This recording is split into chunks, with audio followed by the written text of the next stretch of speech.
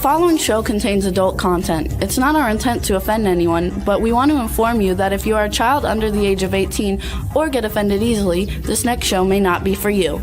The content, opinions, and subject matter of these shows are solely the choice of your show hosts and their guests, and not those of the Entertainment Network or any affiliated stations. Any comments or inquiries should be directed to those show hosts. Thank you for listening.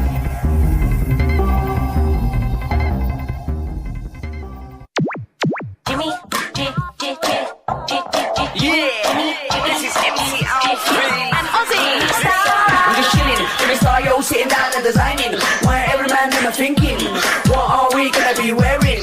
Yo, I'm a Liverpool MC, you can't test me, big up the girls inside the party, let's get down to crazy Jimmy, big up myself and known as Alfie, the one and only, the Turkish MC. Always love the clothes of Jimmy. Bitch, I'm your wanna be, Jimmy Star, new celebrity. We'll take you out to Jimmy Star's. Hey ho, what's up everybody? Welcome to the Jimmy Star Show with Ron Russell, bringing you the good times in music, fashion, pop culture, and entertainment. Hope everybody's doing good today. We're going to have a fun and exciting show. I'm fixing my camera. What's up? Chat room is going on. We have two fun guests, you guys. We have actress and comedian Despina Maru, I guess. And then we have Monique Marvez, who's a really well-known female comic from Miami. So it should be a lot of fun. I think we're going to have a good time. Before we get started, let's say hi to my cool, outrageous man about town co-host, Mr. Ron Russell. Oh, we both have orange watches on. That's good. Hi, everybody. I had to put my hearing aids in. Now, listen to this, okay? Everybody listen to me. I am 85 years old, so therefore my hearing is going. I never played music loudly. Never. Now, Jimmy, when I get in the car, sometimes leaves the radio on, and it's blasting. I mean, loud, you have to jump out of the car because it's frightening. So I told Jimmy that loud music will destroy your eardrums and you will lose your high pitch hearing. So Jimmy will be deaf by the time he's 75 years old or 70 years old. That's not that far off. not that far off, as he says. Hearing aids are a pain in the neck. I mean, I don't care who you are. I know many people that have hearing aids, and they all complain about them. You can't use them in a restaurant because people are so loud today in restaurants. You know, they scream. They think they're home in their kitchens. So you can't use them there. If you're in the car, you hear the road. If you're in an airplane, you can't. You go completely deaf. So they really are only good for like something like now, where the room is quiet and it's a one-on-one conversation. They pop out of your ears. They are really annoying. So I find that growing older, when you do things like I'm doing, working in show business, making movies and doing this show, is very, very difficult because of my age. When I was younger, it was a snap. I didn't even comb my hair. I used to just go on camera and I looked adorable because I was young and good looking and nothing was hanging. I mean, I got more equipment in me than a space shuttle. Anyway, that's my thought of the day. So please take care of your ears. Don't abuse them with loud sounds because you will regret it. Anyway, today's show should be good. Right? Yes, we're going to have a fun show today, you guys. I think you guys are going to enjoy it. This week, next week, we have a great show scheduled also, so everything is good. What's up, chat room? Cindy Lake, thanks for all your promos. Cindy's in the chat room. So is Stefan. Please say hello to Tina for us. Oh, my God, I had like a brain fart. I couldn't remember Tina. I'm getting old. You're getting old. You're getting deaf. You're getting blind. I'm not deaf. You're losing your teeth. I am getting blind. You're losing your hair. You're losing your teeth. Actually, I just started taking Hims. Does it look like it's getting any thicker? What? I started taking stuff to make my hair grow. I think it's already working. I think I have a little bit more hair now. I have like more hair. I studied this cosmetology years ago when I was young because I was a hairdresser. There is no such thing as growing your hair back. There is now. No. There is. You saw Billy. Billy was wearing that net thing. No, Billy's hair grew back. I'm telling you, like it's a real thing now. I can Oh, tell. You okay. watch, you guys. It says 6 months, so in 6 months we'll see if I have any more hair than I do now. Fortunately, Ron doesn't need it because he's got beautiful hair. Yeah, but my hair's wet now because I just got out of the shower. That's okay.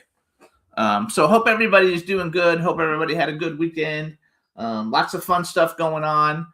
I think Ron's getting ready to shoot his after the Oscars. Ron's going to start working on his LA mob story. I wish. I can't wait for my notification and my script. I'm anxious to know what it's all about. And then we're going to be going to Florida for a week Yeah. at the beginning of April. And then I believe we're going to go into production on Bunny Man. We're getting really close to it for The Legend of Bunny Man. So all the things are going really, really good. It should be a lot of fun. A lot of work ahead, which is good. Work keeps you young and healthy. Sitting home, you vegetate. Vegetation is only for vegetables and fruits. Although there are a lot of fruits here in Palm Springs, they're not vegetating. That's right. That was funny, actually. Everything else is good. So we decided through Ron's daughters that we're not driving to Boca with the dog, and Ron's daughter is going to fly into Palm Springs and stay here for a week and take care of our lovely child, Astro. My daughters both, when they found out that Jimmy and I were driving to Florida, flipped out. No way, we're not allowing it, Daddy. You're not allowed. You can't drive. I said, why, girls? They said, because Texas is 12 hours of really no cell phone in spots. And it's just a very rough ride going through Texas for 12 hours. God forbid something happens to you. There's no way of getting an ambulance or getting you to a good hospital. So you can't do it. People my age should not go to places where there's not help. If you need help, you can't scream out, help, help. There's no one there to listen. So we're flying. I guess I'm not allowed to drive anymore.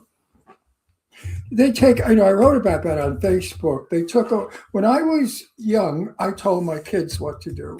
Now my kids tell me what to do. I'm not the only one. I have so many friends my age, of course, and they have children, and their children do the same thing. They dictate to the parents and tell them what to do and what not to do.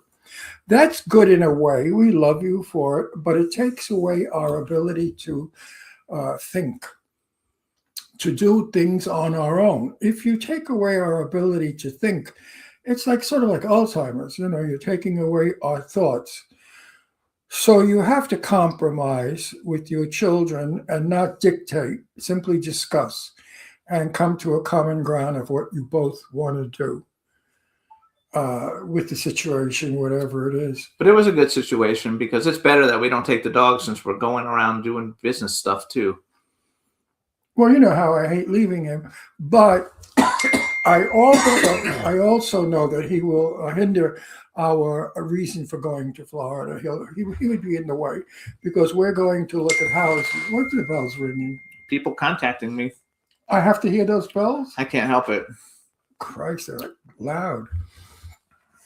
Anyway, we're house hunting in Florida, and having a dog is difficult because a lot of people, even if you carry him, he's only 7 pounds, but if you carry him in their house, they don't like the idea the dog is in the house because they don't like dogs. And they would prefer you not to come in with your dog. And where am I going to put him? In the car? No way. So better. Better that Deirdre flies out, stays here the week, and watches Astro. Yep. Okay, so you guys, you can listen to the Jimmy Star Show every week. We're on Libsyn, Apple Podcasts, iHeartRadio, SoundCloud, iTunes, Spotify, Amazon Music, Google Podcasts, and YouTube. We're on a bunch of other stations, but those are the ones everybody knows. And before we bring on our first guest, I want to play a music video. The name of the artist is Knox Valentine. The name of the song is The Legend of Bunny Man, and it's going to be used in the Legend of Bunny Man movie that we're going to be starting hopefully in the next 90 days. So I think it's a lot of fun. It's very different. So I hope you guys enjoy it. And then when we come back, we'll be with our first guest, Despina Maru. So here it is, everybody. Knox Valentine, The Legend of Bunny. No, it's Despina. Despina. That's it. Despina Maru. All right, everybody. Maru. Maru. Okay. Despina Maru. So anyway, here's Knox Valentine, you guys, The Legend of Bunny Man. Enjoy. No, it's Despina.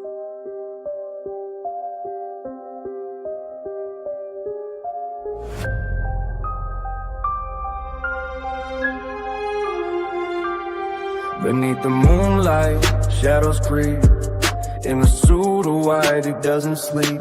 Bunny Man's back, the whispers say. In the heart of the night, he's come out to play. Legends never die, they just evolve. In fear we stand, the truth we resolve. Bunny Man's back, in the dead of night. With a hop and a skip, he brings the pride. Run for your life, there's no escape. The legend reborn, that's Bunny Man shade. From a small town where stories grow, in the dark alleys people move slow. If you hear the thump, better run and hide. Bunny Man's lurking, he's on the inside. Every dark tale has its spark. He's the ghost that haunts the dark. Bunny Man's back, in the dead of night. With a hop and a skip, he brings the pride. Run for your life, there's no escape. The legend reborn, that's Bunny Man shade.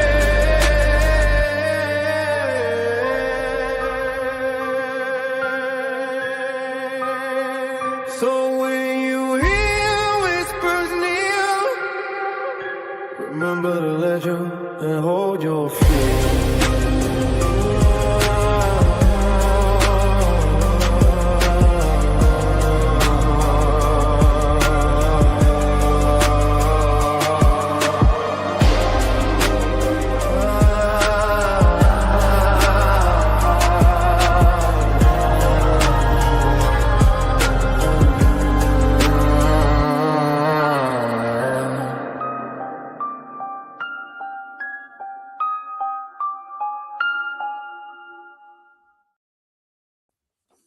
Ugly, Hey! ugly, ugly.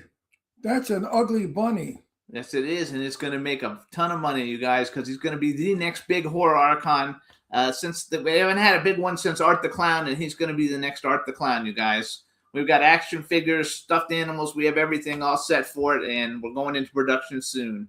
So I'm very excited about it. All right, now we're going to bring on our first guest. Hello! Hello. Look at that. Wow. You look fabulous! Thank you. Grazie and French, mille merci from French. Come se bella, bella, bella, bella. Proprio Oh, una bellissima donna. You are so Oh. lovely. Let me do an introduction. Everybody, now we want to welcome to the Jimmy Star Show with Ron Russell. Not only is she beautiful, but she's a genius. She's an actress, a writer, a stand-up comic, a director, and an astronomer. You guys, Despina Maru. Is that how we pronounce your name? Despina, Uh-huh. Despina Miru. Miru. There we go. So this is my cool, outrageous man about town co-host, Ron Russell. Come sta, bella? Mwah. Bene, molto bene, mille grazie. How are you guys? Grecia, no? Thank you very much for inviting me to your show. It's my honor to talk with you. I love you and thank you for the recognition of what I did in my career as a scientist, as an actress, blah, blah, blah, blah, blah. Cool. So one thing I didn't realize, Eileen reminded me, is that we've actually met you before. We met Yes. you with Scott Page at one of the those concerts that Scott used to do at the Globe. We actually met her. I totally forgot that. I remembered after Eileen told me. So Yeah. we have actually met you before. Yes. Bless Actually, you. you say true. Yes, I was working with Scott Page and this amazing that was a fantastic experience. I make the MC for the She froze. Uh-oh, we froze. Oh, what happened? with Okay. this big dog. Oh, pardon. And You one have of hay the fever. You musicians have like hay was great fever. show with these amazing lasers. It was what I have. I said you have hay Wait, fever. light You have over like hay put up fever. my glasses for you. There you go. She had runny eyes earlier when I was like talking with her, and she's got, you have a little bit of a cold or hay fever or something. No, no. Is an inflammation in my eyes. Inflammation in your eyes. Okay. Well, you look I beautiful. wish I could speak Greek. The only things I know in Greek are apana, kalimera, kalimera sas. Those are the That is words I know. Why? Because my brother-in-law was Greek.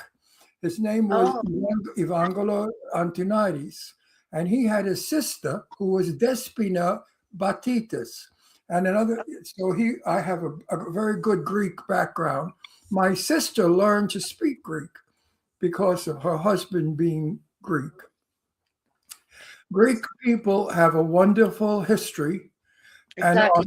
and are some of the loveliest people you'll ever meet.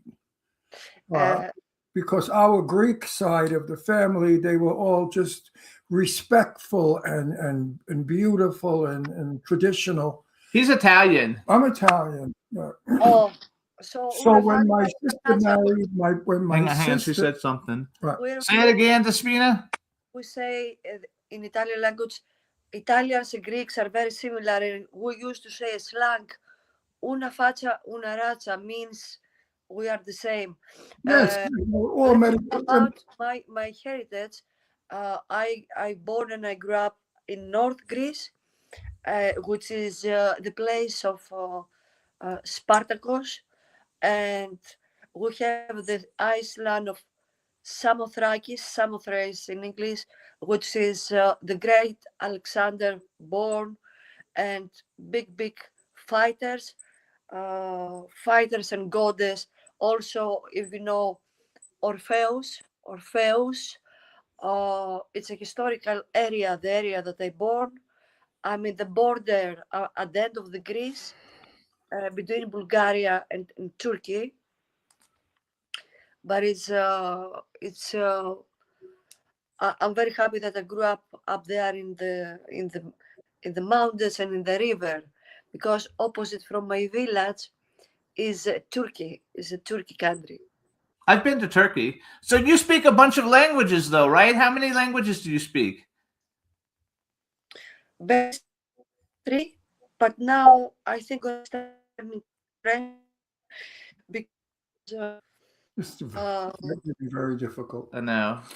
I had such a great time in the Caesar Awards, and the French people are also very kind, very polite, very.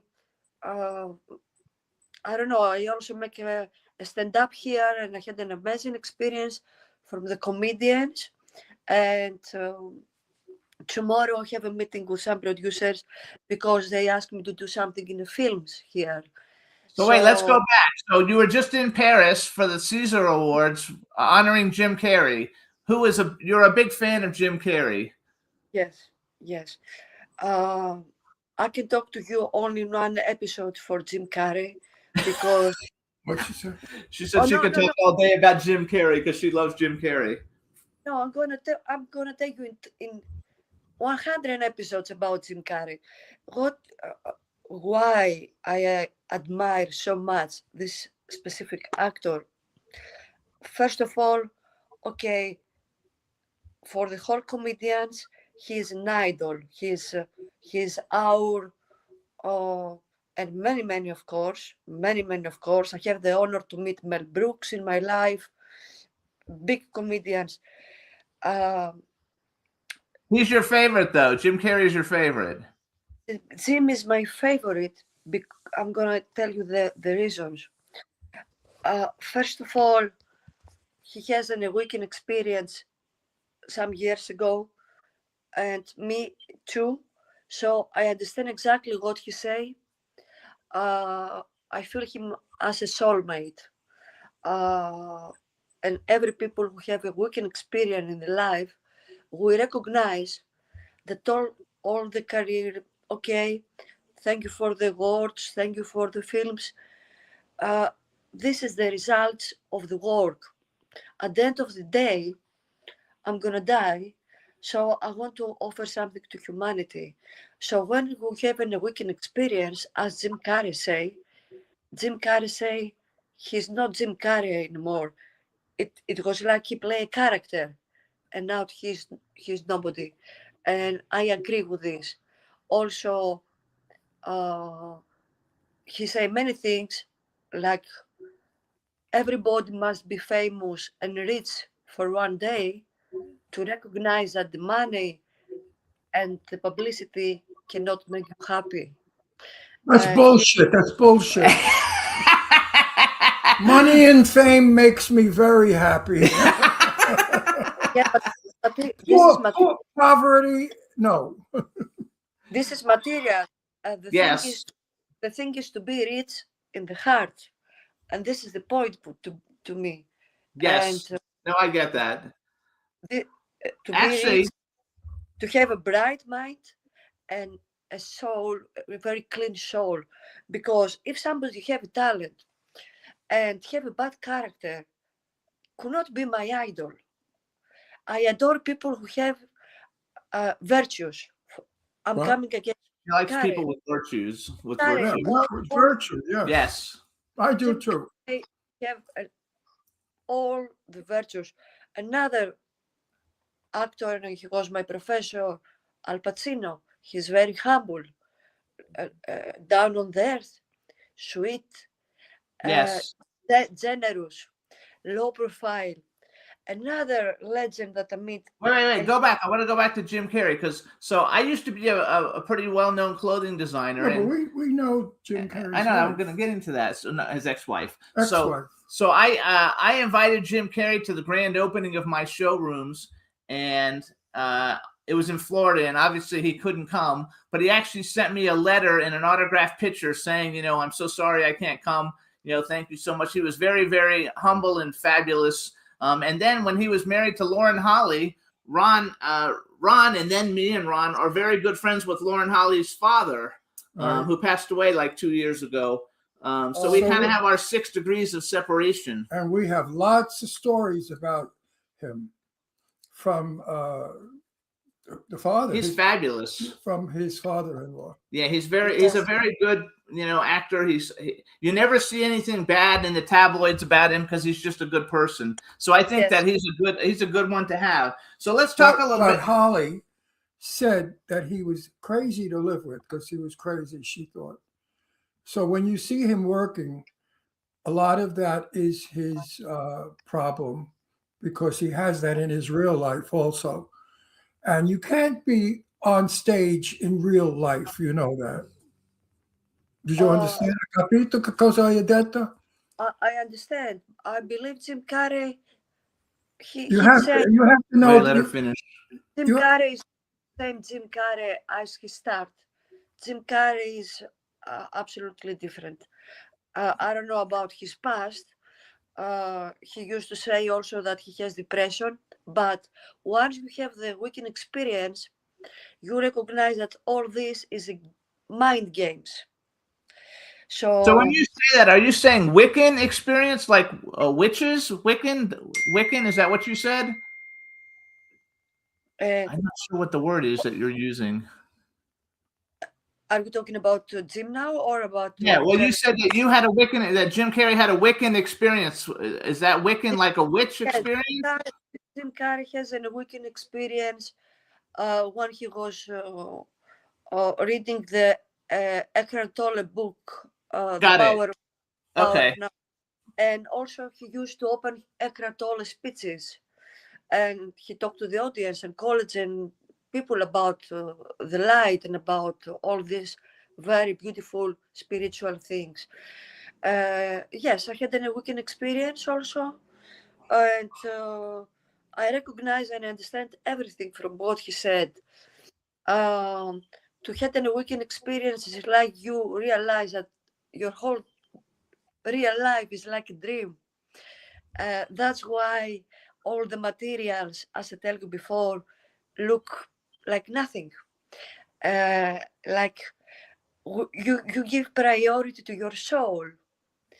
You don't care so much about money, glory, and all this. Again, this is the result, and thank you. I feel grateful too.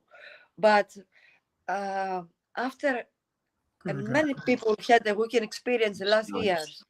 Many people had the weekend experience the last 5 years, especially. And it just happened in a bit that this has changed your life, and you Yes. realize everything, and you realize that the basement, of course, there are many virtues, but the big one is the virtue of love. So you cannot feel hate. You cannot feel any more low vibration emotions. Oh, so let's go with this. So now, where do you actually live? I know you live in LA some of the time, right? Where do you actually live? The last 9 years I'm in Los Angeles. Okay, last- and where are you? You're here 9 years? Yes. And where are you now? Right now In Paris. in Paris. Paris. Okay, because you were at the Caesar Awards. Okay, She froze. she'll unfreeze in a second. Hey Juan, is there a way to unfreeze her? Hey Yes. Juan. Oh, there we go. Okay, you were frozen for a minute, so we missed it. We missed all that. So, okay, so let's talk a little bit about some of the stuff let's talk about some of the stuff that you've actually done. Besides, first of all, how long have you been a comedian? Because Ron used to do stand-up comedy also For years. for like 40 years. For 40 years, I did. I want to tell you very quickly my story. From when I was a child, my parents, my father died, my mother, they're farmers. So when I was 12-year-old, I started to write and paint from younger age, but on 12-year-old, I received a writing award for poetry. And when I was 13, I received a writing award for a novel. And I was painting non-stop. And still I don't have so much time for painting. I do portraits. Aileen have my portraits, you know that. But also surrealistic. I love the Salvador Dali and blah, blah, blah. So I went to Athens because I want to study. I was a very good student. I have a very high IQ. Good for you. You know, it's good. Let me tell you something. Because I'm locked in without a man. And I say to Aileen 2 days ago, I discovered that the men looking for a stupid and bitches. And I'm a good girl and smart. So I have and you're not a blonde, because usually they want, the stupid blonde. And so no, but sometimes but it's so nice to be alone anymore. I don't care. After my experience, I don't care, and I'm so busy.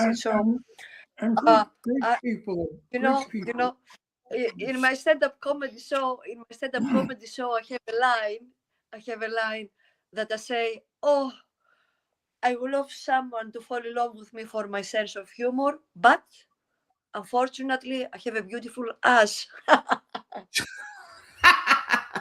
What were you going to say? Something about Greek people? Yeah, I can remember. Hang on, Despina. Go. Okay, I can remember years ago, there was a movie here in America called Topkapi, and it starred Melina Mercouri. And Melina Mercouri was a blonde. And I remember the community of Greek people in Astoria, Queens, where there's a great Greek population, they were upset because they didn't like Greek people to be blonde, because blondes are Swedish, not Greek. And the Greek people felt being Greek and having black hair is an honor and a beauty in its own. Do you feel that way? I don't care about the hair color, and because I do a lot of impersonations, I change my hair even for a character for a film. But who cares about the hair? What is inside the mind is important. Yeah, So, but Greek I people. do impersonation. I do impersonation of Melina Mercury to honoring her, sorry, because she was a tremendous actress and a great personality. And I think she's Melina Mercury and Irene Papas was the two actresses that they make career in globally. America. Yes. And Do you know the other one? before that, What- Yeah. Who was the other one? Somebody Pappas. What was her name? Irene Pappas? Yes. No, Irene Pappas had black hair. She never was a No, but blonde. she said those are the two Greek actresses that made it Oh globally. yeah, Irene Pappas was fabulous when she worked with Keenan with Wynn. I know Pappas was one of the best actresses we've ever had. She was the Greek Anna Magnani. You know, Italy had Anna Magnani and Greece had Irene Pappas. I loved her. exactly. Wonderful actress. So let's go with so one of the movies that I noticed that you were in. I was looking at your IMDb, and one of the movies we've actually had several of the people on our show in the past, and it was a big indie film, but it was a big hit, Tango Shalom.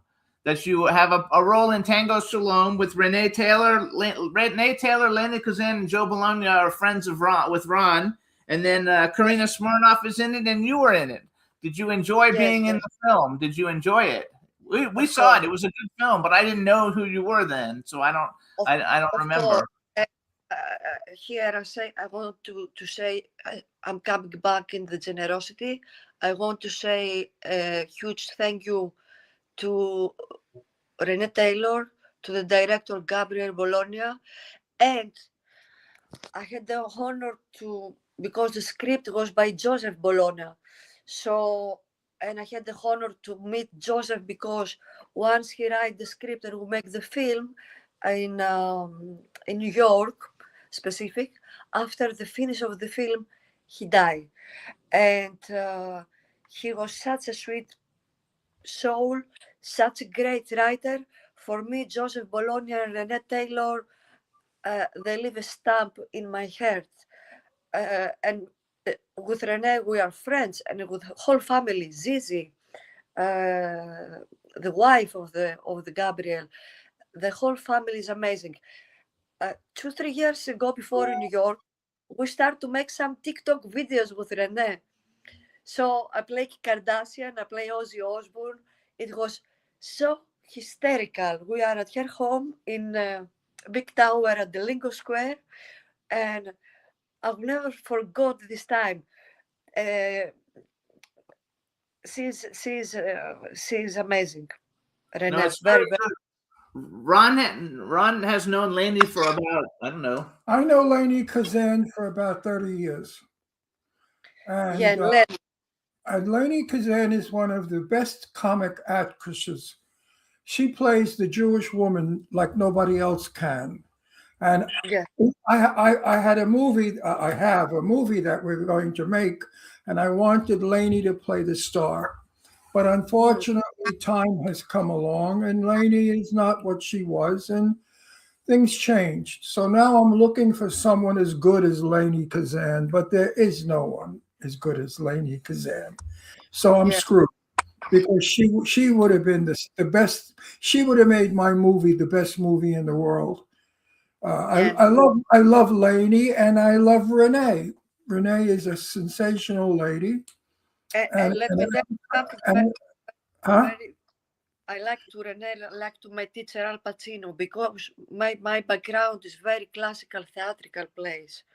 The reason that I do stand up in Los Angeles is because they don't have classic theater. But another reason that I love Renee, Al Pacino, the few actors that they do theater, and Renee, last year and this year, she make a tour with a monologue 1 hour and a half on stage. Yes. I mean, respect. Only for this, she wrote the play.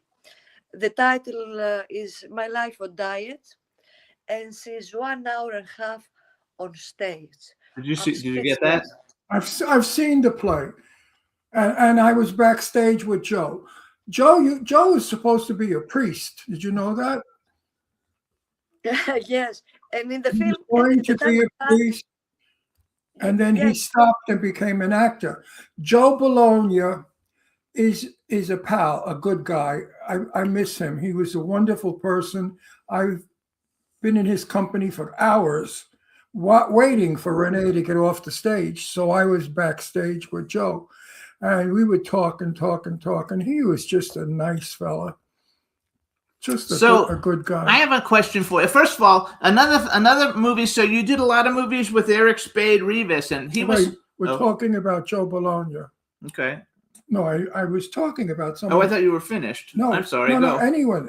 The whole conversation's I been know. I'm about changing Joe. the conversation now. I know, but the whole conversation's been about Joe Bologna, but we never mentioned his name, so the people watching are going to say, "Who are you talking about?" Oh, got it. Okay. That's why I'm saying we're talking about Joe. So now we're Bologna. going to switch to Eric Spade Rivas, because back when Vamp Biker Trace came out, you weren't on the show, but we had the whole cast of Vampire Trace. Like, we lost her. Hopefully she's coming back, you guys. Let's bring her back. Let her go. I can't let her go. I need this. I'm in torture. I know, but we don't How happen did you very how often. did you do this? I have to do it, honey. When they come on for a certain amount of time on my PR thing, I have to. She's here. We're live. What's up, you guys? So hopefully she's coming back, and we will see her in a minute. Hopefully, let's see. So in the meantime, try and bring her back, Juan, and see what you can do, or maybe we can take a music break if you think. Is she coming back? I know she's having a signal, so that's a problem with all of it. And let's just see. But let's talk about something else then for a minute. Hello. Yes. We can talk about something else while we are waiting for her to come back. So you guys, the movie we were talking about is Tango Shalom with Renee Taylor, Lainey Kazan, and Joe Bologna. It's a really cool one. I think you guys will dig it. And Well, if you're Jewish, you will love it because it's full of, what should we say, Judaism? Is there such a word? Jewishism, or Brooklyn Jewishism, or Bronx Jewishism. It's all the old broads I grew up with when I was a kid, all those wonderful women that were mothers. They were mamalas. They weren't like today's women. They were homebodies. They made beautiful chicken soup and krepla and mandel bread and wonderful food, and they loved their children. And they encouraged their children to be doctors, lawyers, and the greatest people that America could ever want. And they became. They raised themselves from poverty and from Nazism and horrible concentration camps. And they came to this country with hopes that America will be wonderful. And they did. And they respected America. And they respected all the people in America, all the Americans. They didn't come here with an attitude and to be angry and violent and to hurt us. They came here and they contributed the most wonderful things to the American population. Jewish people are superb in my book. They're wonderful, even though I'm part Jewish, which is very little. But I'm proud of that little bit that I have. Being Jewish, they're just superior. yeah, people. you're back. Hey, Yeah, sorry, something happened with my phone. It say that the temperature was very high, and I say, "Oh, I don't believe this because I'm a hot woman." There you go. Actually, that happens to mine when I'm in the car. If I do Zoom calls from the car, my phone gets too hot. But it doesn't usually happen when I'm in like a place. So we And were it's gonna go back and talk about Vampire Trace and Eric Spade Rivas because we're friends with all the people in it. So anybody who doesn't know some of the people in the Vampire Trace movies, Mike- let me tell you something. okay. What happened with Eric? I was playing Marilyn Monroe on stage doing stand-up. He don't recognize me after, and he said to me, "Are you the girl who played the Marilyn?" I said, "Yes." So we make 3 films already with Eric, and last year with Marilyn, and this year, right now, Eric doing a film about the Scarface with Roberta Pacino, Al Pacino's sister, and very soon I'm gonna fly to New York to play in this film. I had a very great time with these guys. It's a great team. We make the shoot in Times Square, and it was pretty fun for me, walking around like Marilyn. I have very nice experience from Eric Rivas and also Angel Salazar, who died. Yes, he's been on our show. We had Angel on the show. Oh yeah. We've also And had Michael Musto. We haven't had Ron Jeremy, but we've had Screaming Rachel, Lilo Brancato, all of them. We know all of them because we used to live in Pennsylvania and we would go to events in New York all the time with all of those people. Yes, they're And you great. did a bunch of them with them. You're doing a bunch of them. When I see another one, the Duke of New York and New Ghost City. And And the Japanese brooch, and Eric just sent me 2 days ago that their Amazon bought the Japanese film. We make this after the COVID. yes, Japanese borscht. Yes. Brooch, yes. Yeah, that's a good one. That one also had Apache Ramos, who we've had on the show also from Warriors. So like we basically know all of them. So in your career, you've also portrayed Elizabeth Taylor, Sophia Loren, and somebody else. Let's see. Do you like the old stars?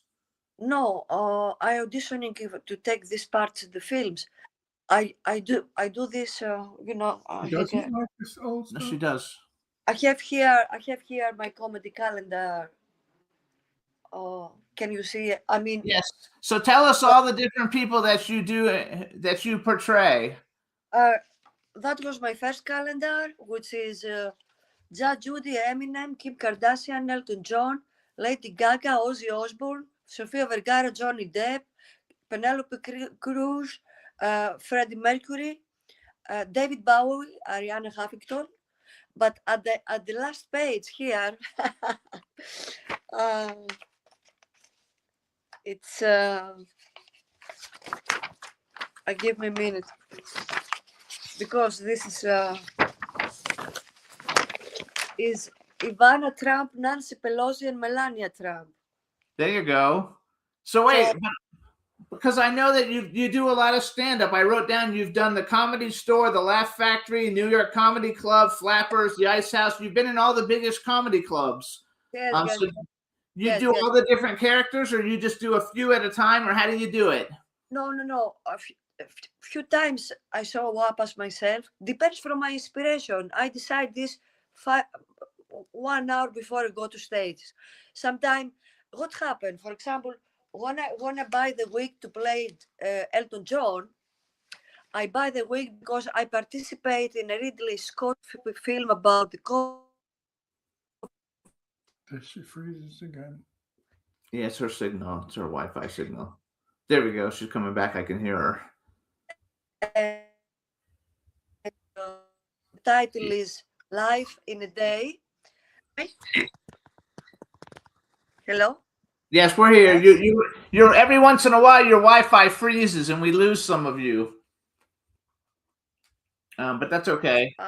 So you portrayed all those different people. But it's fun because I never decide from before. I go with the flow. Let's say when I bought the wig to play Elton John, some woman told me in Los Angeles, Despina, did you know Judge Judy? And I say no, because I never have a TV in my house. You hear me, guys? Yes, you don't have a TV, so you didn't know who Judge Judy was. Never. Both Greece and USA, all of them. I didn't even watch my comedy TV series in Greece, not even the American. And I never watch my films. Never.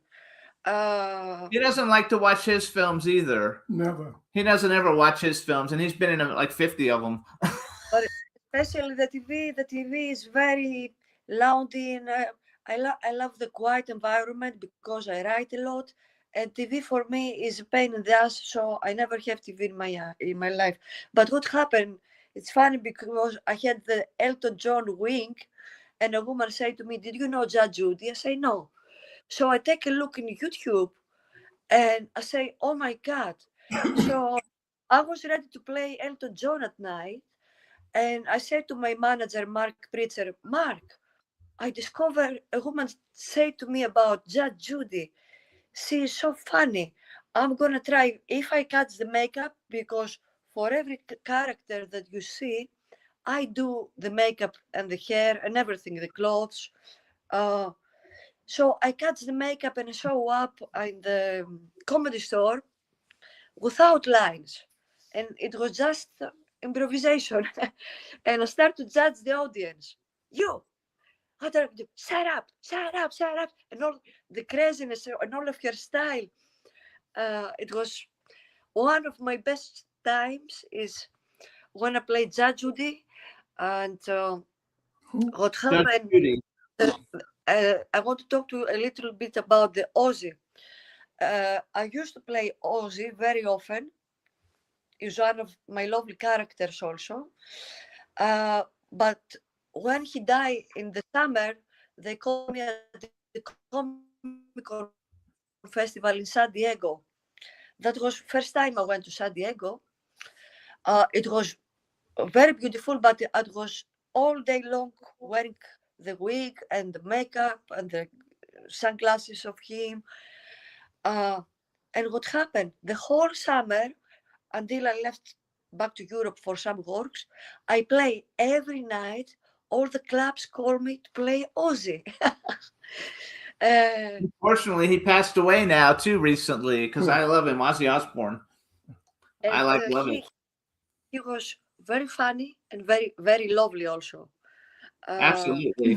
So when you, oh, go ahead. My manager said one night, why you cannot try to do Sharon Osbourne, the wife? So I went to Hollywood Boulevard and I buy a wig, and I did an impersonation of Sharon. And after I said to my manager, what about make the whole family? The daughter, the son. So you do them all. You know that they used to have a TV show here called The Osbournes, and on MTV, and it was a very good show back in the day. Yes, I took many lines from this show to play them. From both Sharon So and Ozzy. let's go back to classic Hollywood. Who are some of your favorite classic Hollywood stars?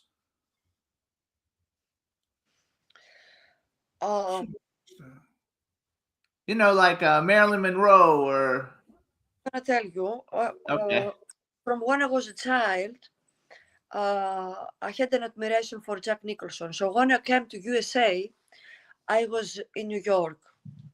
And the reason that I moved from New York to Los Angeles, it was this meeting with Jack Nicholson. And also we have a love affair for 3 years. You and Jack Nicholson? Yes. Many people know this. First time I say this in public. Jack is always in my heart because we have similar characters. He's funny in the life. Al Pacino, of course, is a great actor, not only because he was my teacher, because he is a great actor, but in the work, I'm like Pacino. I work 24 hours per day, 25 hours per day. I see you're always posting stuff. But in my personal life, I'm more like Jack Nicholson. I like to laugh. I like to make jokes. So I spent 3 years with this. What can I say now about Jack? I love Jack Nicholson. Like, he's one of my favorite actors, and I'm happy that he's still around and with us. You froze again too, so we kind of I think we lost you. But Juan, can we get her back or no? I know that's her internet that's bad in Paris. I want to apologize to our audience for all this crap, but she's in Paris and we're in Palm Springs, and And her that's Wi-Fi connection is not good. That's a little bit of a distance. Yes. So Let's pull her off, though. I We're think, if having she's not- European difficulties. That's right. We're having European difficulties. There we go. So she may come back. If she does, we'll only talk a few minutes because we got to go on because our next guest will be calling in a few minutes, and we have a couple things we got to do. But thanks, everybody. And want to say hi, too, to Ambitious Builds in the chat room. He's a great guy, and he does a lot of stuff for us. And so we appreciate all his support coming into the show. And what else was I going to say? Now I forgot. I'm all disheveled. Well, when these things happen, it throws you off, you know. Being on TV without a script is difficult, number one. And to keep people interested in what you're talking about for 2 hours is number two. I know we're good at it usually. And if your accent is so thick that you people can't understand, you have to bear with it. This actress has a difficulty with the English language, and it's very difficult for me to understand what she's saying. I keep asking Jimmy, what did she say? What did she say? And also, she talks without having a breath or stopping, and that doesn't allow us to come in with anything to kid around about. So she's not an actress to joke around with. She's a serious actress, and her interview is very serious. Yep. She also was discovered in Greece, you guys. She played the Greek version of The Nanny. They had their own show, kind of like The Nanny, where she played the nanny in Greece. Right. And she was in Crimes of the Future with David Cronenberg, and Life in a Day with Ridley Scott, and Hotel Tehran with Liam Neeson, Zachary Levi, Wes Chatham, and Titus Welliver. So she's got a great resume. She's done a bunch of great things. And I think she really is pushing her, as a comedian. Because those are really Comedy Store, Laugh Factory. Those are all huge, comedy clubs. I haven't seen her stand up, but I talk to her on the phone all the time because we work with her at World Star PR, and she's a great talent and in demand. And she basically gets interviewed in magazines and publications almost every day. Somebody is talking about her, but they're mostly in Europe. A lot of publications that are in foreign languages and stuff like that. But she's a super great talent, and here she's back! Yay! So Despina, Sorry. That's okay. You have bad. Your Wi-Fi is not good. Your internet is not real good. That's why it goes in and out. So let me ask you another question. When are you coming back to the States, and what do you have going on coming up in the States? Uh, Rephrase that. Oh, when are you coming back from Paris to the United States or to I don't know. California? to start. My mother has dementia, and I have a younger sister with autism, which I take care for both of them. Not now, years now. Good for you. I need to go back in Greece to help them, and after I'm gonna go to New York to do the film with Eric and Roberta Pacino. And after I start middle of April another film in Los Angeles. All of my films are drama. All the films. I make another film with Gino Donatelli, a director from New York. The Avenue with Mickey Rourke. Yes. At Brooklyn. Ron's from Brooklyn. I was born in Brooklyn. Yes. Renato, Brooklyn. I like Brooklyn. I love Brooklyn.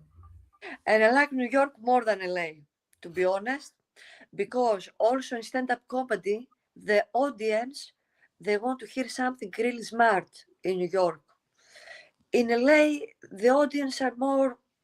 They're all stoned in LA. No,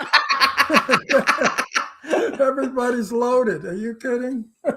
you know, it's funny because sometimes I took the mic and they start to laugh and say, "Why are you laughing, fanculo?" I don't even say the joke. Listen, Despina, if when you're in New York, if you want good Greek food, do you eat Greek food? All of my life, I want to. Okay, here's where you have to go. You have to go to Dipmars in Astoria, Queens. It's the biggest Astoria. Greek community, and the Greek restaurants are fabulous. All get Greek, that. food, and they're all the people in the restaurants, the chefs, are all from Greece. So it's real Greek So it's food. real Greek food, Yes, yes. and that's Astoria, Queens. Queens, yes, yes. I love it. So everybody, you can follow Despina on Instagram. She's at Despina, DESPINAMIROU. Are you on TikTok? I think you're on TikTok too, aren't you? TikTok and Facebook, but Okay. I don't like the social media. My manager put an Aileen Shapiro, my PR from your Aileen, put upload because to be honest, it's you spend time and energy, and right now I'm so freaking busy and I want to give my time and energy in the work, in the writing. Today I finish. I make a contract with a magazine. The Luxury Globe is the title, which is every month I'm gonna write and I'm gonna analyze one film. So today I had a crazy day in Paris, but I offered to me 2 hours to write an article to honoring The Godfather. Pacino, the great actor for me. From 2 is my favorite globally. Okay, Nicholson anyway, but Marlon Brando and a Russian actor, Inokendis Moskunovsky, which is, he was like Laurence Olivier. These 2 guys for me, by far, are globally the best, but also to honoring Coppola. So I just finished this before we start the interview. I was writing like crazy to finish the article because today is the International Day of Writers. Okay. Yes, and I love it. Okay. as I tell you before, writing is one of my favorite things. I love it. Okay. So we want to thank you for coming on the show and sharing Yes. some of your story. We have another guest coming on. I hope you have fun while you're in Paris, and please give our best to your family in Greece. And Thank we'll you. see you when you get back to the United States. Thank you very much. Thank Thank you very you. much. It was terrific, sweetie, and you're Thank you very so much. beautiful. Thank you so much. God bless you. God bless Bye you. bye, Despina. Bye bye, Despina. Yay, ciao. All right, everybody. So we have a couple minutes, and I have some music videos I want to play to get things going. So we're going to take a quick music break, you guys. Here is Ryder Knox, Crazy Bitch. Enjoy it, everybody. We'll be right back. Crazy dick. Bitch.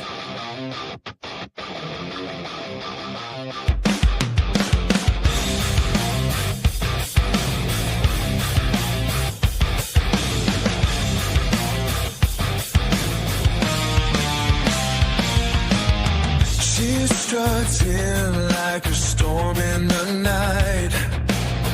Waves of chaos, they pull me in tight. With dark night and a wicked grin, tells me secrets of where we've been. Oh, she's wild, she's free, it's my downfall. Crazy bitch with a heart full of fire, twisting my soul like a barbed wire, screaming our passion through the echoes we shout.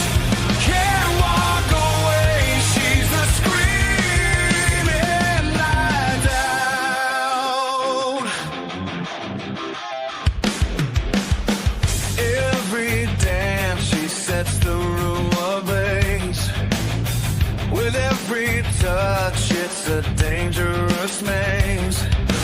Laughs like thunder makes the ground shake. A crazy ride for the boldest to take. In the shadows, we rise and we fall. Crazy bitch with a heart full of fire, twisting my soul like a barbed wire. Screaming our passion through the echoes we shout. Can't walk away, she's the scream in my doubt. Hold on tight to this wildest of dreams. Crazy nights, nothing is what it seems.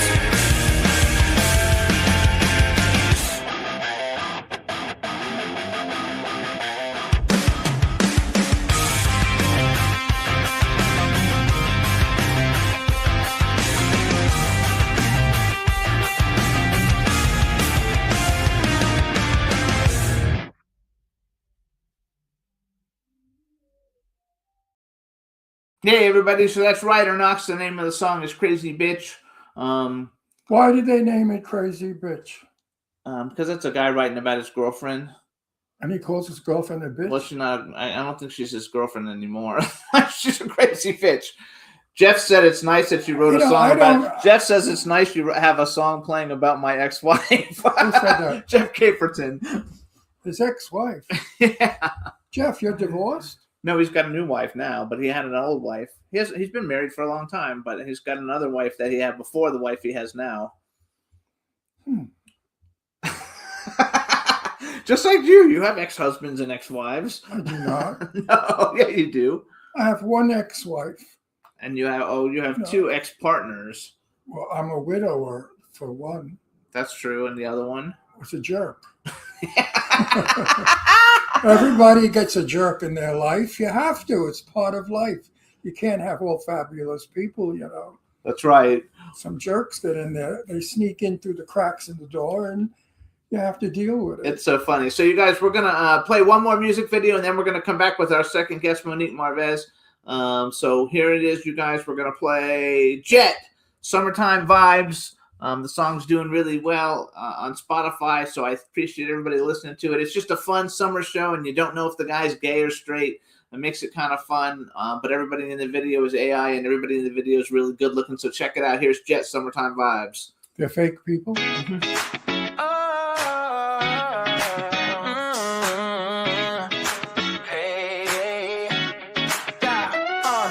Cruising down the boulevard, sunroof open wide.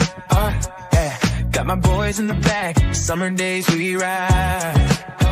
Yeah, chilling with the ladies, laughter fills the air. Everything's perfect, no worries, no cares. With the bass pumping loud, we own the night. Summer vibes, everything feels so right. Summertime vibes, living wild and free. With my crew, yeah, that's how we be. Girls in fast cars, we're chasing the sun. In this summer dream, we're never done. Convertible shades on, we're cruising in style. Gasoline and good dreams. Let's go another mile from bonfire parties to the beachside scene. Just good vibes and the sound of the machine. Under stars we dance. No need to pretend. These are the moments that never end. Summertime vibes, living wild and free. With my crew, yeah, that's how we be. Girls in fast cars, we're chasing the sun. In this summer dream, we're never done. So raise a glass to this ride.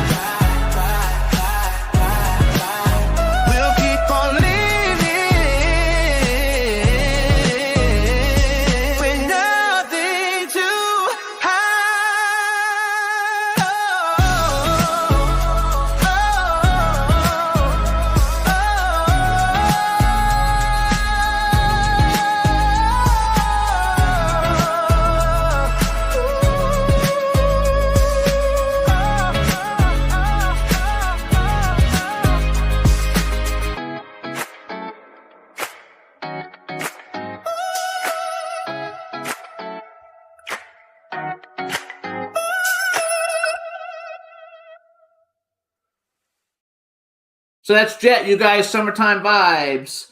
We want to welcome Jeff Caperton, too. He joined us on our last interview, so he's in the chat room. And we want to say hi to Sylvia Polite. Also, she's listening. She sent me a thing. And also, I don't know if we said hi, but Stefan and everybody's in the chat room. So what's up, everybody? Now we're going to bring on our second guest. Her name's Monique Marvez. Let's bring her on. Monique. Hey! Hey, Jimmy. Hey! And Ron. Hello, Ron. I haven't spoken to you. I spoke to Jimmy on the phone once. Nice to Yes, meet she you, knows Ron. me. To know Jimmy is to be a wonderment. I've How heard. are you? How are you? It's so nice to see you. The pleasure is mine. And I wanted you to get fancy hair, but I did hot yoga a little while ago, and fancy hair was going to be too hard to conjure. That's okay. So hang on. So Wait. What's hot yoga? It's yoga in a room, infrared room that's heated to about 96 to 100 degrees. Oh, it's Palm So Springs. it makes you sweat. Palm- Yeah, it's like Palm Palm Springs. Springs in the summer. Yeah, I'll come do it on the sidewalk in front of your house. You can't even stand on the sidewalk here in the summer. It's so No, hot because no. it gets up to 128 or something. Oh, my land. Oh, yeah. I leaned on the car door one day and burnt my arm. Oh, You got a blister. I had a big burn on my arm. That's okay though. So wait. So is Marvez? Is that how I pronounce your last name correctly? perfect. All right. So we're gonna do a big intro. All right, everybody. Now we want to welcome to the Jimmy Star Show with Ron Ryder, with Ron Russell. Ron Ryder. Ron Jesus Christ. Russell. We gotta start Ron it all Ryder. over. All That's right. 'cause What? I'm leaving. that was the song of the guy that we just did. All right, everybody. Now we want to welcome to the Jimmy Star Show with Ron Russell, actress, writer, and very well-known, world-renowned stand-up comic Monique Marvez. Hello and welcome to the show. Hello, Jimmy and Ron. Yes, Monique. And Ron. Monique. And we have people in the chat room. Say hi to the people in the chat room. Hello, chatty people. So now, where are you? Are you in Miami? I know you're Nope, from I Miami. live in Los Angeles, and this is one of those moments where I get to be home. So I'm on Cahuenga, just south of Sunset. Oh, there you go. Okay, but you're from Miami, right? Born and raised. Yeah, I was born in Miami too. Really? Where? What hospital? I don't remember. I don't really know, but I know I was born in Kendall. So Okay, then it was probably Baptist. I was born in Baptist. okay, so I was Kendall. born in Kendall. Jimmy was adopted. Yeah, I'm adopted, so I don't really know He who. doesn't know anything. I don't know shit about anybody except for That's my probably adopted good. parents. Yeah, it might be Ignorance is good. bliss. But anyway, so I lived in Miami just for like until I was like 2, and then we moved to West Palm Beach, and I grew up in West Palm Beach. Nice neighborhood. Yes, and we're actually going to Boca Right. at the beginning of April because he's when I met him, he lived in Boca, and we're looking to move back to Florida probably. So we're gonna probably go back to Right. Florida. Because Well, I that's was nice. born in the most fabulous place in the world, Red Hook, Brooklyn. He's from Well, Brooklyn. it's famous because every mafia kingpin came from Red Hook, Brooklyn. Red Hook. That's the name. Red Red Hook. was the town on the river, and the biggest names in the mafia were born there, raised there, and worked from there. Are you trying to tell me something, Ron? Is this thinly veiled, coded? You know, you want me to know not to mess with you guys or something? 'Cause up till now, No, You know, no, I don't think the mafia has gay people in it. that's what you think. But there's not enough It's room funny, for though. me. Go ahead. It's funny though because like he plays a gangster in every movie he's in. Just about he plays. He's Because of my Brooklyn accent. It's Yep, real. yeah. It's a real accent. You got And me a why little I have nervous. an huh? she said you got me a little nervous. Not gonna lie to you. There's not enough room for me, my vibrator, and a horse's head. So let's stay. Well, Stay on good should do it terms. This way. Listen up, you got it? Listen to me. I'm talking to you, you dumb broad. I'm talking to you. We're You good. you mess around with us, forget about it. The river, you're going with cement shoes, you stupid bitch. Wow. Were we married? I go to work and do that. They love it. They love Yeah. it. Being stupid and not speaking proper English gets me money. Yeah. I just had a weird trigger, the third husband. It came back to me. Well, I want to first, you guys. So I want to give props, you guys. Anybody, if you don't know who Monique is, she's extremely well known Thank you. in the comedy world. She actually has a dry bar comedy special that she did. Is that the Not Skinny Not Blonde one? Not Skinny Not Blonde was Showtime. Now it's on Amazon Prime, but I was the #1 dry bar of 2024. I have Yes. 70 million views on their site alone. And a Good for quarter you. and a quarter of a billion views across I all know. platforms. Crazy. That's like queen shit. Thank you. No, it's changed my life. It's changed my life, Jimmy. I think it's fabulous. So how did you get into doing comedy in the first place? You just wake up one day and say, gee, I think No. I'm going to go get in front of people and Nope. start talking. I got to be honest with you. I tell people I'm not a comedian now. I just tell the truth and wrap it in bacon so you'll eat it. You know, I just say the thing everyone's thinking because I have zero filter. You know how when God puts you together, you know, there's parts that are supposed to go in. He left a few out with me. I don't care what other people think of me, which is very rare for a female, let alone a Hispanic female. And I pretty much say what I believe to be true that's going on around me, you know, and people are astounded by that and think it's hilarious. But like for instance, one of the jokes that gets the hardest laugh is when I said, women read these magazines, the bedroom trick that drives them wild. I'm like, you want to know the trick? Show up. Like that's like half the world is just BS, you know, just cut to the chase. Be there. That would help. Well, I learned, I did stand up and drag for Oh. 45 years. You must have been amazing. Well, I did Jane Russell because she was my best friend. And we hung out. We were like brother and sister. That's why my name is Russell. I named myself after Jane. And I impersonated her. And I did great jokes. Like, I admit my breasts have dropped. I cut my nipple while shaving my ankles.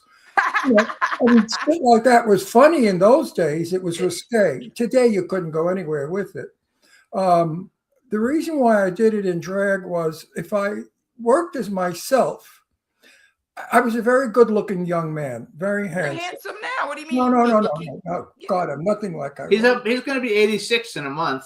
Ron, trust me, I'm a straight female.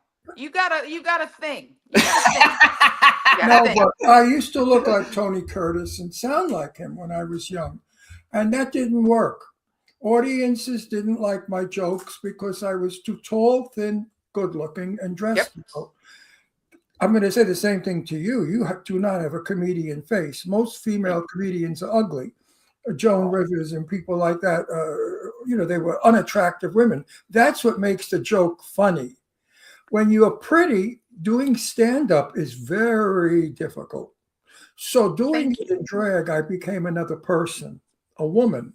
So I could do women jokes. Right. Like, especially about sex. Like my husband wanted to have sex. So I just laid there and he stood up on the bed. I even forgot the joke, but it's shit like that. And they loved it because here is a man dressed as a woman comedian.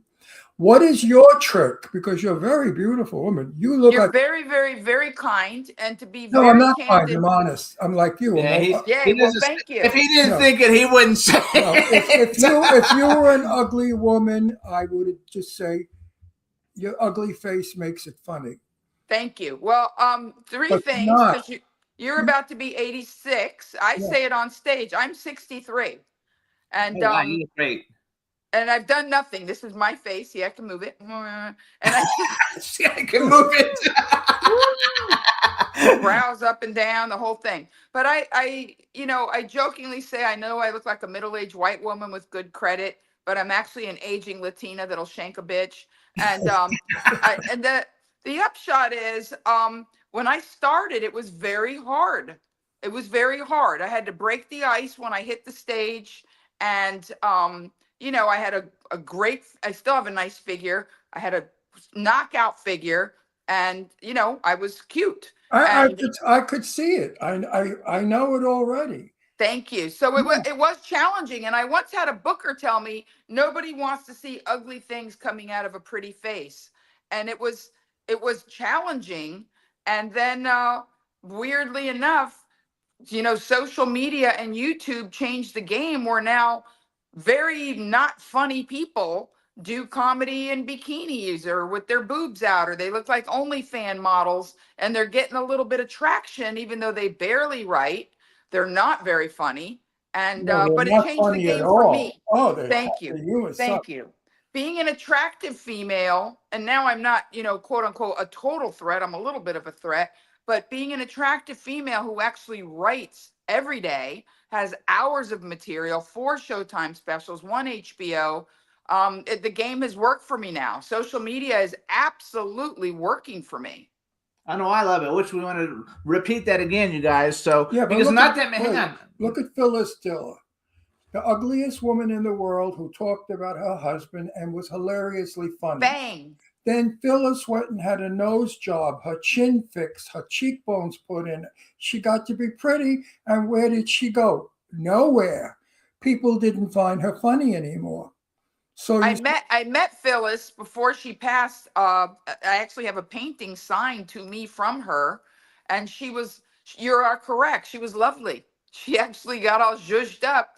And the interesting thing is that I'm joking, but not. I have a large kind of drag queen head and very high cheekbones. And when I was young, I was unusual looking and I didn't feel pretty. And I actually felt unpretty. So I don't walk through the world as if I'm all that. I'm grateful and people tell me I'm pretty and I'm grateful. But the reality is I don't feel the need to fix myself, and I'm not self-deprecating. I'm in a very sweet spot of being comfortable with my looks, but more importantly with my work. right.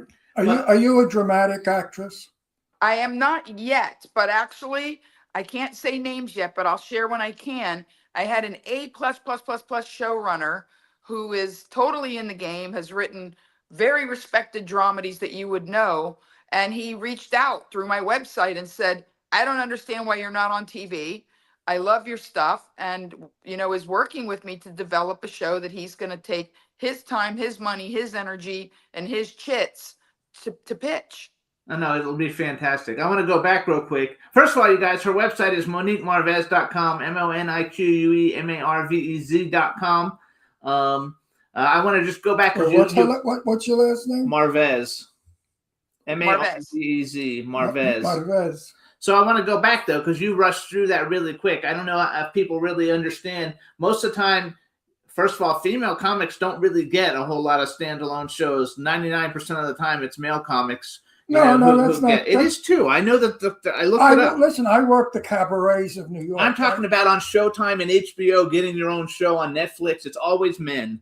And she's had 4 Showtime specials and 1 HBO special. You guys, that's a huge deal. Congratulations. Thank you. Thank you. Ricky Gervais gets that and people like that. That's my next question.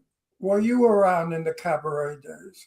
I started in the gay bars of South Beach in the 90s. In the early 90s, I performed at places like Semper's and, all these very cool clubs. And in fact, I did an event for Project Cradle, which was for babies born with AIDS in like 92. And Gianni Versace walked in Bermuda shorts and handed me a check while I was on stage. Oh, how cool is that? Very. Well, I was the founder of Have a Heart. Have you ever Oh, wow. Yeah, I discovered it. I found it. I created it, and I ran it. And Have a Heart, we worked for the Elizabeth Taylor Foundation for AIDS Research. Mhm. And we were a bunch of drag queens that sang in our own voices. We spoke in our own voices, and our show was fabulous. We had a Judy Garland impersonator. Who was Tommy Femia, one of the best in the business back in those days.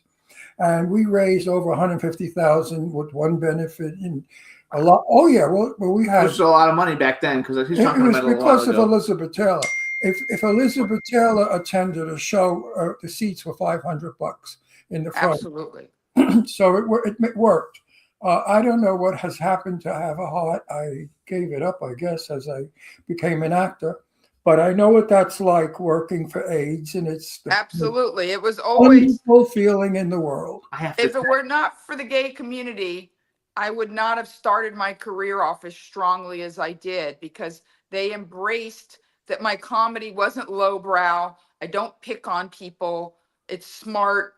You know, it really means the world to me. To this day, I still do a bunch of benefits, and I'm going to be April 16th. I'm at the Parker Hotel doing a thank you for all of the people that contribute to the McCallum Theater. So it's going to be a very, very nice event. But the reason I'm telling you that is because don't tell me your address, because you two are fabulous. I might end up at your house. I think we're coming back from Florida on the 15th, actually. I think. I'll have to find out. But I want to go back. First of all, the Gianni Versace, the reason I got so many years I supported myself as a clothing designer, and I became a clothing designer because of Gianni Versace. Wow. He was a lovely man. he was I'm an like my- energy person. He was like my idol. I never met him. I saw him, but I was too afraid to like go talk to him. I saw him at the News Cafe. Oh, yeah, on he The South was News Beach. Cafe. And I I was loved him. afraid, I was News afraid to go Cafe. to see him. But I did the costume design for Too Fast, Too Furious, and I've dressed Elton John, and I dressed Madonna. I dressed all kinds of people back in my day as a clothing designer, and it was a lot of fun. But the News Um, Cafe, my God. Did you know what I found out about the News Cafe? I don't know. Maybe this is going back a lot of years. Maybe it was the second time I ate there. I would always leave a tip. And somebody I was with one time said, don't leave a tip. And I said, what do you mean don't leave a tip? They said 15% is included in your bill. Yeah. And I didn't know that because that's Because what of they the do. foreigners. They do that in Italy. Italy, they do that. They include the tip in the check. So I felt terrible. I always left a little something, una mancia, we say in Italian. And yes, Versace was there one day. But He used to go there all the time. I performed in the music room of the News Cafe with the pianist Billy, and we would do a little bit of comedy and a little bit of piano, and we would do this really fun cabaret style show in the music room. I want to say his name was Billy Martin, big pianist on South Beach back in the day. But boy, did you just remind me. I remember the owner was named Mark. I believe he was Israeli. And he would come in and watch me do comedy and laugh and book me again.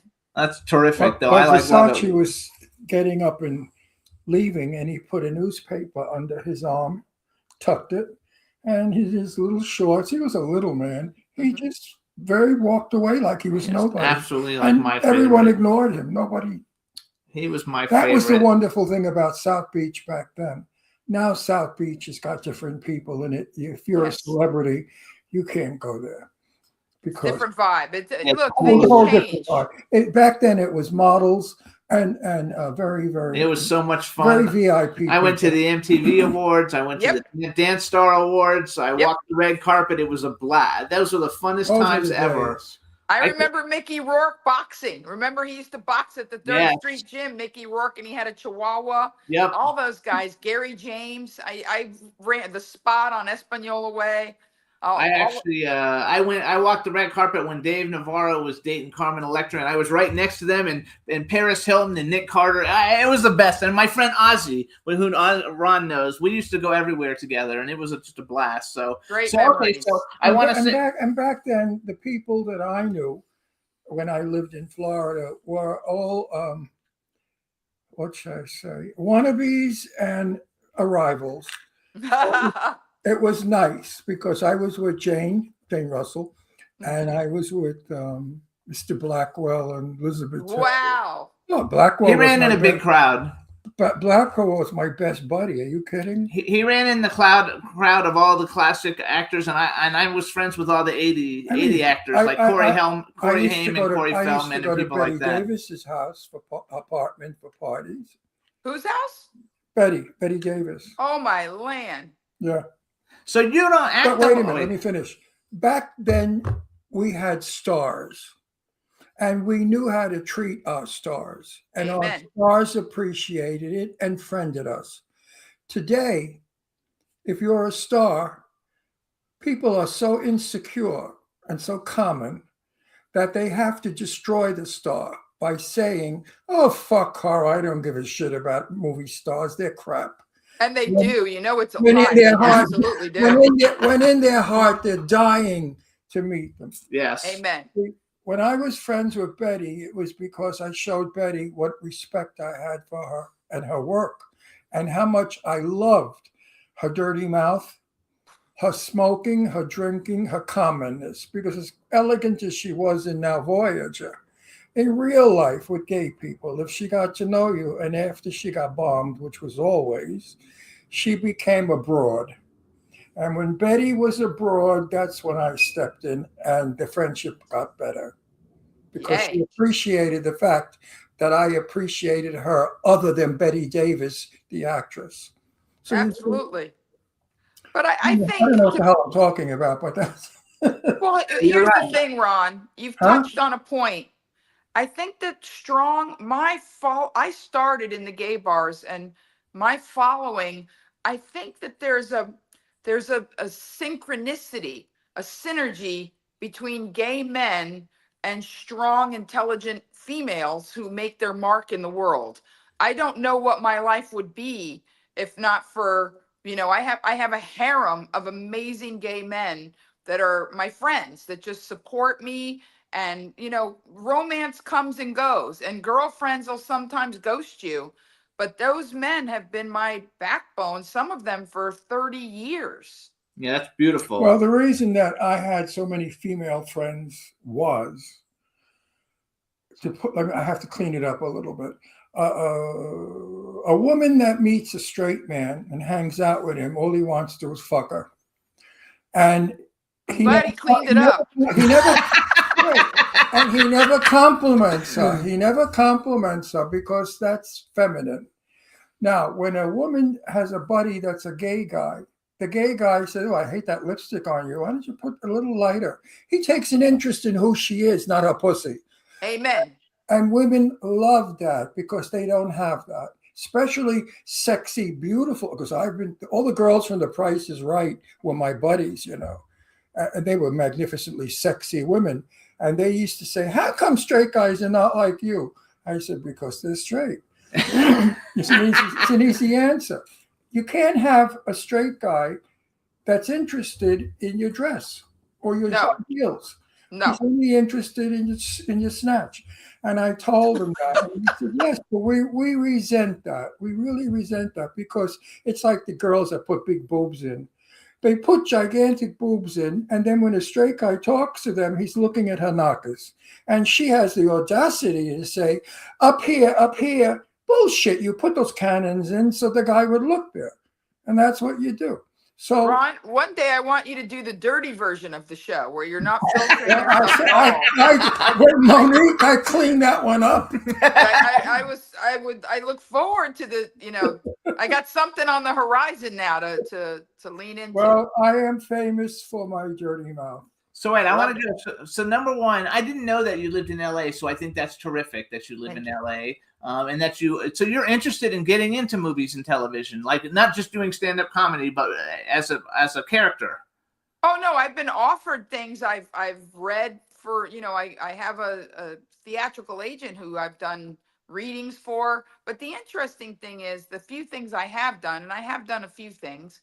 Yeah, you did something with Gary Busey. You did something with Gary Busey. I know him. Did. Yes. He's crazy. He's fun as hell, but he's crazy. He lived across the canal from me in Florida. Oh, really? He lived next to Barbara Streisand's mother, or down the road from her. I lived on the, what the hell canal is that? I don't remember. I used to, in Boca. Was No, that not the Boca. Intercoastal Waterway? In the Intracoastal Waterway, that's what it was. Yeah. I know it well. She lived I lived in an apartment building here, and then across the way were houses, and Gary Busey was there. And he was crazy, and you could see him out in the patio. I met him at an event. The way I built this show before I knew Ron, was I was a clothing designer, and I would go to conventions and I would give free clothes to the stars, and then I would become friends with them and they would come on the show. And so I spent a whole weekend with Gary Busey where everybody was bothering him, and he would put me in front of him, and when people were trying to take a picture, he would grab my shoulders and move me so they couldn't take pictures of him. And crazy stuff. And then we went to dinner, and he started a fight at dinner, and he almost got arrested. But we had a blast. It was fun. I had a very good time. But so let's go. He was on. When he was on, Do yes. you miss Florida? Excuse me? Do you miss Florida? I go to Florida very frequently. I'm taking a red eye tomorrow. I have a show in Del Rey on Friday. Oh, good for you.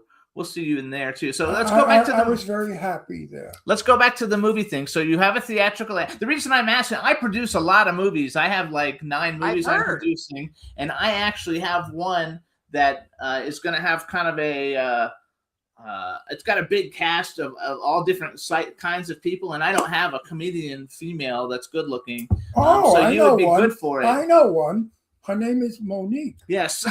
But you're going to have to put a prosthetic big nose on her and scars all over and pad her to look like a fat broad.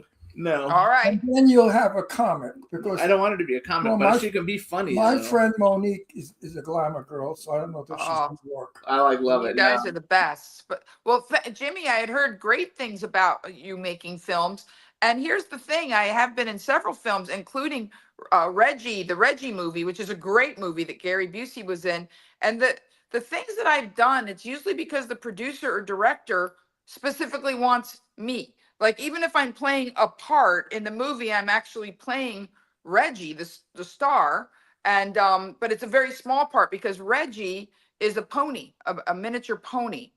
And the man has a dream where the pony anthropomorphizes, becomes a human, and it's me, and I'm giving him words of wisdom. And it's not a very long scene, but considering it is the title character and it's a pivotal scene. I love it. I think that's terrific. Are you hung like a horse?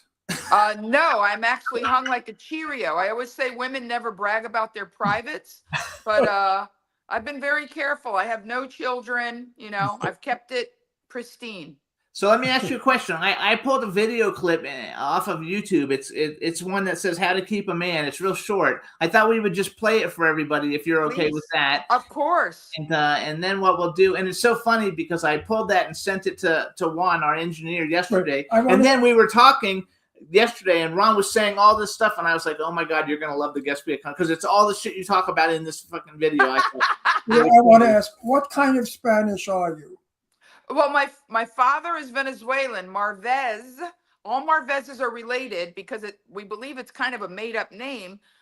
We believe we were Italian because Venezuela stands for New Venice. A lot of Italians migrated to Venezuela, and that they cut the ZI off, that we were Marvez Z. And when we got to Caracas, we changed it to Marvez. And so whatever my roots are, my father's Venezuelan and my mother's Puerto Rican Cuban. Oh, that's where it is. Miami. Oh, that's where it is. I knew there was Puerto Rican there. Oh, yeah. Because Puerto Rican people are my favorite people. They are cha-cha-cha-cha and they are alive, exciting. I'm a New Yorker from Brooklyn. We had all Puerto Ricans. My best friends were Puerto Ricans. My people. I was raised in their more with homes. I ate fried bananas. I was in their homes. I dated their girls, which was no. I always had to sneak around to date their daughters because their daughters were not allowed to date men. The Puerto Ricans still had that old world thinking. Absolutely. They still do. They still do. Still do. We're going to play the clip. Okay, but so Puerto Rican people, that's the pepper in you. I knew there was pepper in you. Absolutely. I love it. So here's what I'm going to do. It's how to keep a man. You just introduce the clip. Juan's going to play it. It's real short, and then we'll be right back. Thank you. You introduce it. Oh, well, here we go. Probably one of my favorite clips, How to Keep a Man. It's funny. I'm sitting back there, and all I heard was orgasm. Like, I think I'm up next. Woo! And it's so nice to see Larry and Alan. I love seeing older dudes because I got to tell you something. That's the only way I know I'm getting older is that I miss things. I do. I miss things. I miss men. That's why I like playing Hermosa, because I like seeing like men like you, sir, with jeans, with a fly and a button, you know what I mean? Like in man pants, not in like jeggings or skinny jeans with your little moose knuckle hanging out, drinking a smoothie on a cell phone, swiping left and right with your little fancy dog. That's not manly. I mean, I know the world is different now. I know that men don't just lift weights, they do yoga, but I don't want to see that shit. I don't want to see a grown-ass man in Lululemon pants at 11:30 at Whole Foods figuring out what to eat. I don't want to see that. It's not manly. I want to see a man like you with facial hair eating a chicken like you're an extra on Naked and Afraid. That's what I want to see. I mean, the double standard cuts both ways. It cuts both ways. There's some things I just don't want. Like, I am a vegetarian. I don't trust men that are vegetarians. You're supposed to eat meat and potatoes. It's manly, and you have to have hair. I don't know when the war on hair started that everybody wanted to be smooth and waxed and shiny. That's not manly. I want you to have hair, and I want you to have meat. I don't want you to have six-pack abs. That means you spend a lot of time at the gym and you can't fix my fucking car. I want a grown-ass man. If there's anything natural disasters reminded me after the hurricanes and the floods and the mudslides, I don't want you in the front yard with a fallen tree saying, is there an app for this? Can I call? No, bend your ass and drag the tree off the driveway. I worry a little bit about young girls with the internet machine and the Tinder, because they think that dating apps are really for dating. They're not. They're just so men can like let you know where to deliver the puss. That's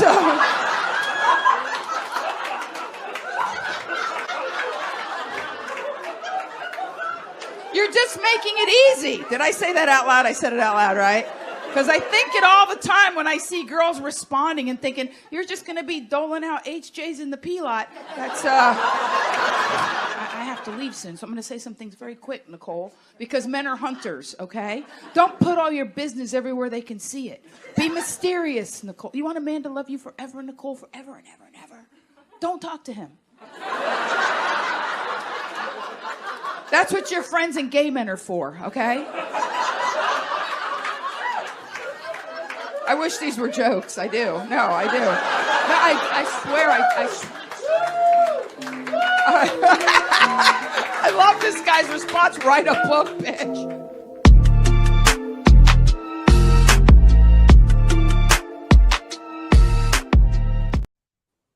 Yay! Okay. Now, working in front of another comedian is dangerous. I want to tell you some things about your performance. Please. Your timing is excellent. I find today timing of these comedians poor because they will deliver a joke so slowly that it loses its potency. Mm-hmm. You got them by the balls, and you don't you don't let your audience go. You're one terrific performer. Thank you. I think that because we all work together, we critique each other, what we do wrong, right? The timing is the thing. A good friend of mine who's a soap opera actor, Sean Kanan, does stand up. He thinks, and I told him, Sean, your timing is terrible. It's all about timing. And when you do stand up, it's all about timing. You have to deliver the line, hit the button, and go. If you don't go after you hit the button with the right timing, you drop. People have time to think, and thinking analyzes and makes a joke normal. Get them when they think the joke is crazy, because that's what makes people laugh, craziness. I think you're an excellent comedian, and I'm not blowing smoke up your ass because I'm honored. I don't do kind. that. I don't need to critique you. I could have kept my mouth shut and just let the show go on. But timing, that's what I said. That's what he said while it was going on. He was like, she has great timing. Because that's his complaint about all comedians. You didn't let the people have a chance to think or laugh. You went after them. You went boom, boom, boom, boom. That's how I did it. When I worked, I had great timing. No. I had great timing.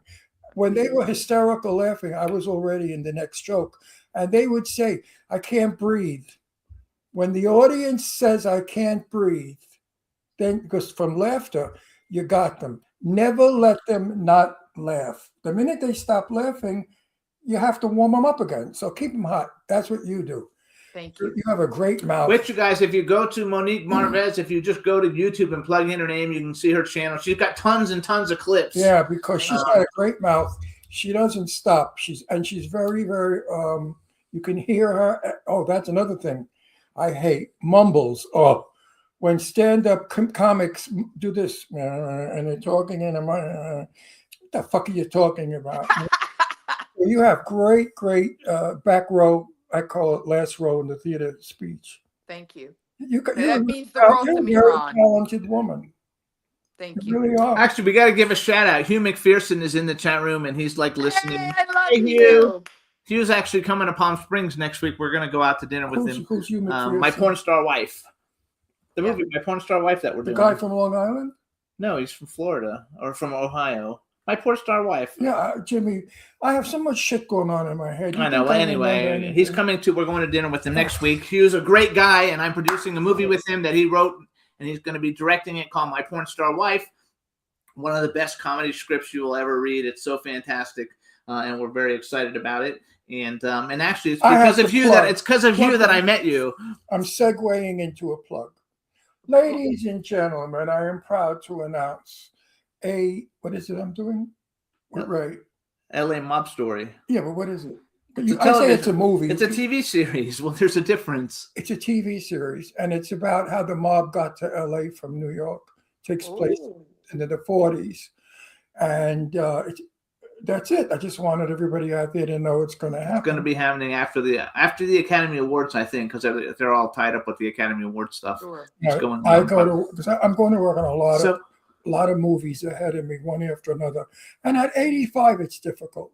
So I want to It is. ask It is. you I questions have to- about comedians. Like, who are some of the, like probably my favorite comedian who I just think he's really funny. I don't know if a lot of people like him, but like I love Louis Black. I think Louis Black is very Oh funny. yeah. I worked with him a lot. I only got to work with him once, a very long time ago. Brilliant man and nice. Like, to me, a sign of intelligence is kindness. If you know you've got it going on, you don't have to be a jerk to other people. No, Some of Absolutely. the biggest people Absolutely. in the business, I believe in that also.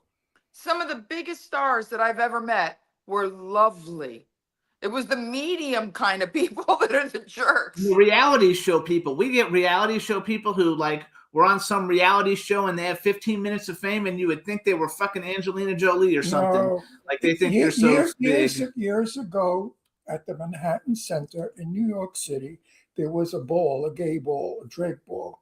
And the people that went there with outfits and things. Like one came in as Cleopatra, where 7 black men were carrying her. Stupendous. And Joan Rivers was one of the guests. So I was in the green room and my chance to meet Joan Rivers. Well, Joan Rivers barely spoke. She was very serious and she was reading a paper and trying to decide something. I don't know if they were jokes or what. And I left her alone. And I thought to myself, this is Joan Rivers. Now she goes out to greet the audience. From this quiet woman became this Yep. I explosion. have another question for you. I met her several times and got to know her. Oh, what an honor. I loved her. And I think she was, and I told her this. I said, out of all the comedians I know, and I know many, you're the greatest. Because I agree. I said, you have the balls to say and do what we all think. I agree. So Very does great. she. She was very grateful. Thank you. And to me, my favorite comedian ever was Joan Rivers. And when they killed her, I was heartbroken. I was on the air. I'll tell you a story, Ron. I did radio in LA. I was on KFI for several years. I had a talk show. And in fact, sidebar, when I met Lily Tomlin, she let me know she listened every Saturday night and thought I was brilliant. Oh, So, that's cool. I know. oh, Lily. amazing. You know how But- many years I know Lily Tomlin? She's lovely. I But saw her at the Directors Guild. 60-something years I know her. whew, well, I was filling in. KFI sister station in New York is WOR. And I was filling in the day Joan Rivers died. I'm very intuitive. It's part of being Latina. And I was on the air filling in. I had my headsets on and they talked into my ear. You know, the show's running, but the producer yeah. said, breaking news, Joan Rivers has just been taken to the hospital because she was in an outpatient doing something. And it was not plastic surgery. It was something on her vocal cords. You know how rumors spread. And that being said, she was being rushed to another hospital because of what transpired. And being intuitive, I knew she was dead, and I felt it. And there was dead air, which as a air talent, dead air is I couldn't speak when When we came back from break, I couldn't speak for a few seconds. And I had to say, ladies and gentlemen, my producer just let me know Joan Rivers has been rushed to the hospital under emergency circumstances. And Ron, I was devastated. I mean, I could just feel before they even said she was dead. I knew it and I was devastated. I loved her. Yes, she was fabulous. She was a very, very, she loved gay boys. And she was a very, very caring, understanding and caring of gay men. And I saw the difference. If she met a fan for the first time that was straight, she was very lovely. But if the fan was gay, she was So wait, I want to ask exuberant. two more. So Louis Black's my favorite older person comedian. My favorite young comedian is Matt Rife.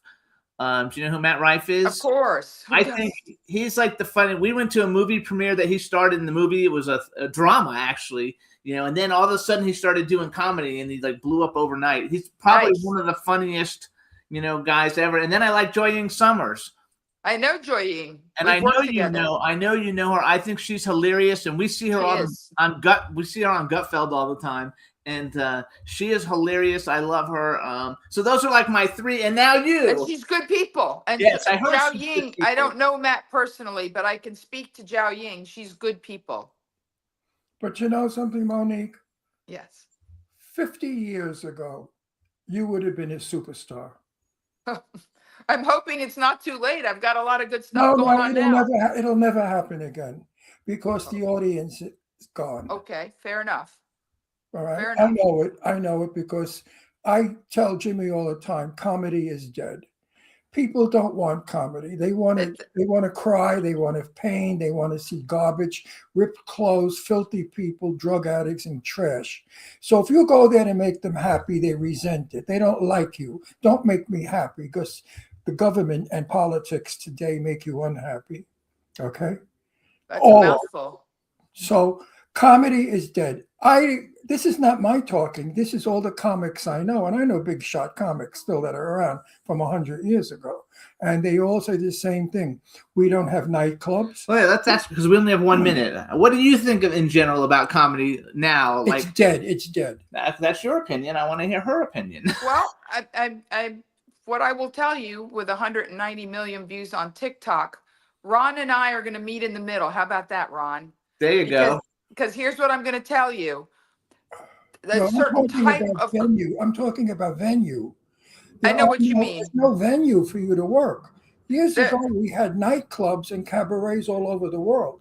Today, where are you going to work today? Upstairs, downstairs? No, the reality is a lot of restaurants and bars do a comedy night. Not like cabaret. I understand. But the point I'm making is you are correct. People are tired in a weird way in many ways, it's biblical, as they say, the wheat is separating from the chaff, and the people that want to be forward facing, optimistic, inclusive, on the right side of history, those people like comedy. They just don't like mean comedy, divisive comedy.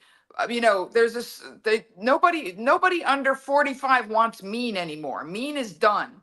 And comedy for many years was this balance of mean and then pull it back in, and mean and then pull it back in. I don't do that kind of comedy. And you're right. That kind of if Don Rickles came out today, he'd have no career. Zero. He would be. They throw chairs. Yeah, I went through a ton of your videos, and you don't do mean comedy. You just I'm not a mean person, Jimmy. It's just fun comedy. So that's why I did it in drag, because I made fun of myself. I was mean to my character. Got it. I was never. Although one time to the audience there was a heckler, a blonde, a bitchy woman sitting 2 feet from me from the stage, nasty. So I said a joke. I went over to her. I said, I used to be a blonde, and they bleached my hair, and it broke, and it was frizzy. Looked like yours. And then I went back on the stage. Well, she shut her mouth real quick. She wasn't going to fuck. Okay, wait, we got to go. We're out of time. So first of all, you guys, please check out Monique Marvez. She's got specials on Amazon. Not Skinny, Not Blonde. It's very, very funny. She's a true talent. It's at Monique Marvez is her Instagram, I'm going to come and MoniqueMarvez.com. see you when you work in LA. And Please. she's going to be here in Palm Springs. I'm going to come and see you when you work in Palm Springs. I hope so. We will be in touch with everything. Please. Thank you so much for coming on. You've been My a pleasure. blessing. We had such a good time. Monique, and you're a super talent. Tremendous pleasure.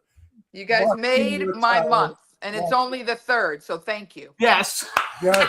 All right, everybody. We'll see you next week. We got Brian Austin Green coming on from Beverly Hills 90210. It'll be a blast. See you guys next week.